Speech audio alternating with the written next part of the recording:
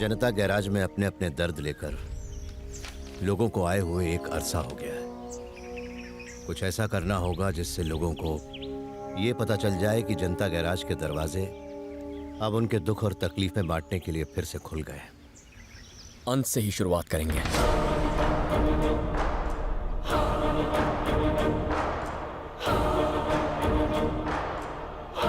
वो शख्स कौन था जिसे जनता गैराज से खाली हाथ लौटना पड़ा? मेरा नाम विकास है सर। स्टेट बिल्डिंग डिपार्टमेंट में जूनियर ऑफिसर हूं। हम नई बनने वाली बिल्डिंग्स का स्ट्रक्चर अप्रूव करते हैं और अगर लेआउट रूल के हिसाब से ना हो तो हम परमिशन नहीं देते हैं। हाल ही में कुछ लोग हॉस्पिटल की परमिशन लेने हमारे ऑफिस आए थे, पर सर उन्होंने सेफ्टी मेजर्स पर बिल्कुल भी ध्यान नहीं दिया था। मैंने मना कर दिया। उन्होंने जबरदस्ती की। मैंने कहा मैं मर जाऊंगा पर साइन हरगिज नहीं करूंगा। फिर मेरे ऑफिस के कलीग से उन्होंने मेरे घर का एड्रेस निकलवाया और उन्होंने मेरी पत्नी को धमकी दी। मैंने आज तक आपके काम में कोई दखल नहीं दिया, ना ही आपसे कभी कुछ पूछा, पर आपके ऑफिस में आजकल जो भी प्रॉब्लम चल रही है उससे घर में भी तनाव का माहौल है। मुझे बहुत घबराहट हो रही है। मेरी पत्नी बच्चों की दुहाई देकर मुझसे कहती है कि मैं पेपर्स पर साइन कर दूं, पर नहीं, मुझसे ये गलत काम नहीं होगा सर। वो लोग कहते हैं कि अगर मैंने पेपर साइन नहीं किए तो वो मेरी फैमिली को एक एक करके मार डालेंगे। कल फाइल साइन करने का लास्ट डे है और तुम हमसे आज मिल रहे हो। अगर हम तुमसे आज के बजाय कल मिलते तो क्या होता? तब भी मैं साइन नहीं करता सर, बल्कि मैंने तो यहां तक सोच लिया था कि ऑफिस जाते वक्त मैं सुसाइड कर लूंगा।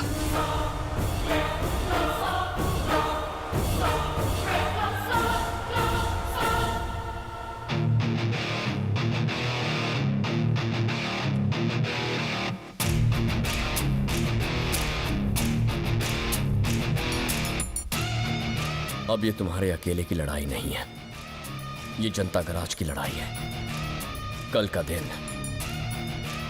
हमारा होगा।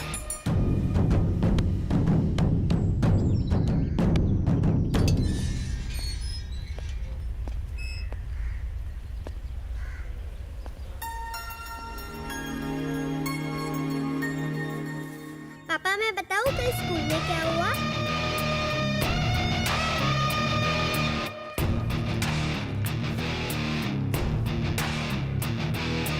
ये अभी ऑफिस से जा रहे हैं, जाके तुरंत साइन कर देंगे। मैं आपसे वादा करती हूँ। ये साइन नहीं करना चाहते और करेंगे भी नहीं। यहां तक कि इन्होंने सुसाइड की प्लानिंग भी कर ली है। इनकी तरह बनना बहुत मुश्किल है। ये लाखों नहीं करोड़ों में एक है। मैंने यहां आपके बगीचे में एक पौधा देखा, बहुत खूबसूरत था। आपने उसका बहुत अच्छा ख्याल रखा है। ये उस पौधे की तरह निर्मल और सच्चे हैं। इनकी ताकत बनी है, कमजोरी नहीं।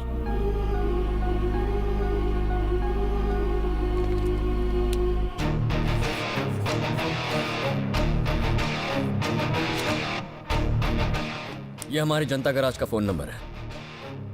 कोई भी प्रॉब्लम हो बस एक फोन। और ये मत सोचिए कि हम शहर से दूर हैं। हम सब आपके बहुत करीब हैं। आपके और खतरे के बीच की दीवार हैं हम। चले विकास।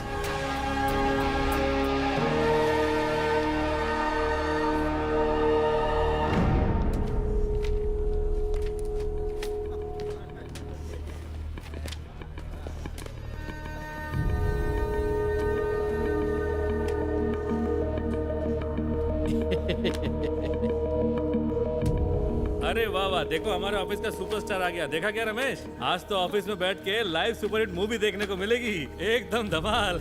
उस मूवी का नाम होगा देगा विकास ऑटोग्राफ, वरना बेचारा खल्लास।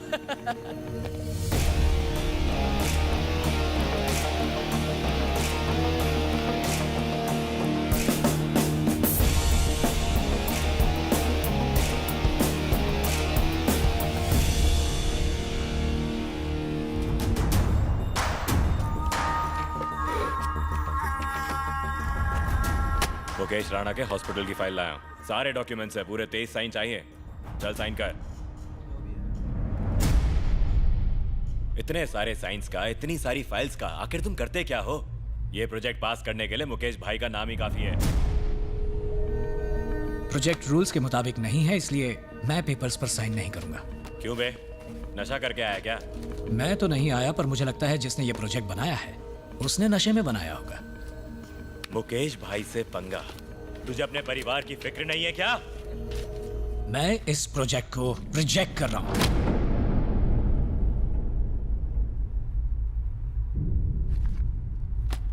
बहुत चर्बी है तुझमें। तुझे यहीं तेरे ऑफिस में जिंदा गाड़ने के लिए मेरे आदमी बाहर खड़े हुए, समझा? तू सीधे तरीके से साइन करता है या फिर मैं उन्हें अंदर बुलाऊं? वो आएंगे 2 पैरों पर जाएंगे 4 कंधों पर। लेकिन बस 2 मिनट रुक जा, मुझे जरा इन लोगों से बात करनी है। तब तक तू उन्हें बुला ले। इस गवर्नमेंट ऑफिस में जितने भी लोग काम करते हैं वो अपने घर वालों से ज्यादा वक्त इस ऑफिस में एक दूसरे के साथ बिताते हैं। ये भी तो एक परिवार की तरह ही है ना। और अगर परिवार के किसी भी सदस्य को कोई भी प्रॉब्लम हो तो सारा परिवार साथ खड़ा होता है। अगर मुसीबत के वक्त परिवार वाले एक दूसरे का साथ छोड़ दें तो वो परिवार नहीं होता। सचिन फैन? हाँ। मुझे याद है जब टीम कमजोर पड़ती थी तो सचिन के कंधों पर पूरा भार आ जाता था। हाँ। आपका ऑफिस भी कुछ टीम इंडिया की तरह ही है। लोगों ने जैसे ठान रखी है कि यहां कोई तरीके से काम नहीं करने वाला है। बट डोंट वरी, आपके बीच भी एक सचिन है। इसे बस थोड़ा सा सपोर्ट दो और अपने उसूलों पर काम करने दो। ये भी आपकी टीम को जिताएगा।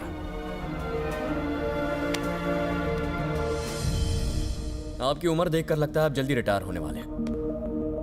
मतलब बच्चों के लिए अच्छा खासा पैसा कमा कर रखा होगा आपने। अगर बच्चे काबिल हो ना तो बाप की कमाई में इंटरेस्ट नहीं दिखाते, और अगर नालायक हो तो जितना भी कमाओ कम पड़ता है। यह हराम की कमाई का कोई मोल नहीं है। जब आप सुबह अपने आप को आईने में देखते हो तो क्या खुद से आंखें मिला पाते हो? ऐसी कमाई का क्या फायदा जो सुकून की नींद भी ना दे पाए। सर्विस कैसे करते हैं वो विकास से सीखिए सर। सरकारी ऑफिस में अगर इस तरह के लोग हों तो इंडिया सिर्फ तरक्की नहीं टॉप पर पहुंच जाएगा। अब आपके मन में एक सवाल उठ रहा होगा कि जब ऐसे लोग हमें डराने धमकाने आए तो हम भला किसके पास जाएं? उनके लिए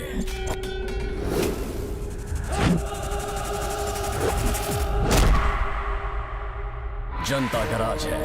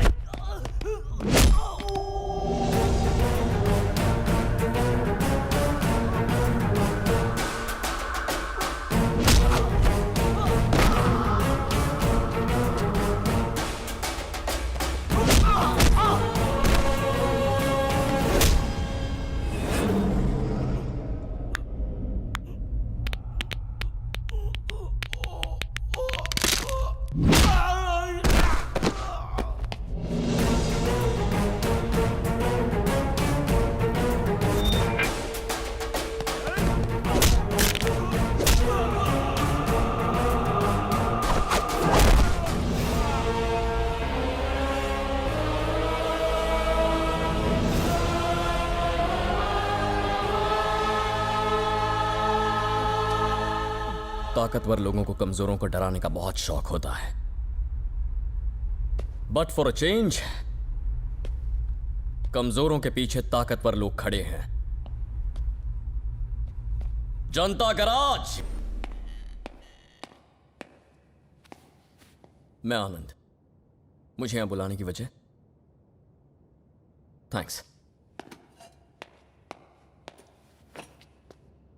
सुनने में आया था कि पिछले कुछ महीनों से जनता गराज में सब ठीक चल रहा था, गाड़ियों के रिपेयर के अलावा और कोई काम नहीं हो रहा था। गुड, ये तो सबके लिए अच्छा ही था। सबके मतलब किसके लिए? पर अब जनता गराज फिर से लोगों का मसीहा बन गई है। गाड़ियों के अलावा लोगों की मरम्मत भी हो रही है। मतलब खूनी खेल फिर से शुरू हो गया है। तुम्हारे और जनता गराज के बीच क्या रिश्ता है बताओ? आपका और पुलिस डिपार्टमेंट का क्या रिश्ता है? ये मेरा काम है और ये मेरा फर्ज है, और मुझे इस काम से बहुत प्यार है। वो अच्छा, न्याय और अन्याय के बीच ऑन द स्पॉट फैसला कर देना ये तुम्हारा काम है, और बिना सोचे समझे बिना कोर्ट कचहरी गए लोगों को अपने हिसाब से सजा सुना देना ये तुम्हारा काम है। बात यह नहीं है कि हम क्या करते हैं, बात यह है कि लोग क्या चाहते हैं। लोग क्या चाहते हैं? तुम यंग हो, अच्छे खासे पढ़े लिखे हो, ये सब करते हुए तुम अपने आप से सवाल नहीं करते हो? ये बेवकूफी करके अपने आप को बहुत बड़ा हीरो और स्मार्ट समझते हो ना तुम? कानून को अपने हाथ में लेने की इजाजत और हक किसने दिया तुम्हें? I can understand sir. एक काम करते हैं, लोगों से कहिए जनता गराज के पास मत जाओ, हम तुम्हारी मदद करेंगे। लोगों को मेरी तरफ से अपनी तरफ ले आइए। ऐसा हुआ तो सबसे ज्यादा खुशी मुझे होगी। लेकिन अगर जनता गराज के सामने खड़े होकर लोगों ने कहा हम तकलीफ में हैं, तो फिर हम मदद करेंगे।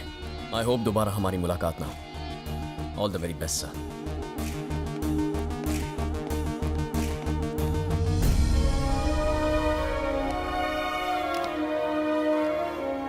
Very balanced but more dangerous.